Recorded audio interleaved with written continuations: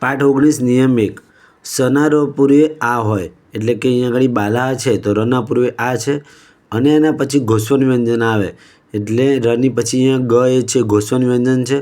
તો રની પૂર્વે આ અને પછી કોઈ પણ ઘોષવાન વ્યંજન આવે તો ર લોપાય છે। પછી નિયમ 2 શું કહે છે કે સના ર પૂર્વે અવર્ણ હોય એટલે કે અ કે આ હોય અને એના પછી કોઈ પણ સ્વર આવતો હોય તો ર લોપાય છે। જેમ કે અહીંયા આગળ બાલા છે અને પછી કોઈ પણ સ્વર આવ્યો એટલે ઈ સ્વર આવ્યો એટલે અહીંયા આગળ પણ ર લોપાયો। જેમ કે બાલા અટંતી છે તો અહીંયા આગળ પણ ર લોપાયો કેમ કે પાછળ અ સ્વર છે ને અહીંયા આગળ આ છે। પછી અહીંયા બ્રેકેટમાં લખ્યું કે પાઠ 18 નિયમ 1 યાદ રાખવો એટલે આપણે 18 નિયમ 1માં શું હતું કે રના પૂર્વે અ હોય અને પછી અ આવે તો રનો ઉ થાય અને અ ઉ મળીને ઓ થતો હતો એટલે અહીંયા આગળ અ પછી અ સ્વર આવતો હોય તો 18 નિયમ 1નો અપવાદ યાદ રાખીને એમાં ર